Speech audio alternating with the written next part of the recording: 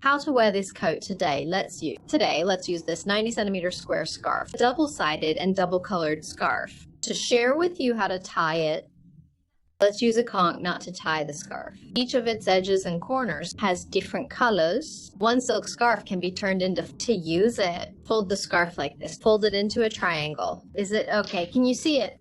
We can use this color to match it. We fold the silk scarf like this into a triangle. Hold the right angle edge. Fold it left and right. Fold it left and right. Fold it left and right. Left and right. Both sides have different color combinations, and the fabric is very soft and skin friendly. And for the small folds, grab it, hang it on the upper part of our shoulder. This one is long, this one is short. First, use the long one to wrap around the short one and make a circle. Hold it up and let go of your hand. See the pointed little feet? Grab it and pull it down. Pull it down to the two small ears. We'll tie a knot at the back to fix it. After arranging the small hem like this, the delicate and beautiful conch is completed. Let's wear it with a coat to see the effect.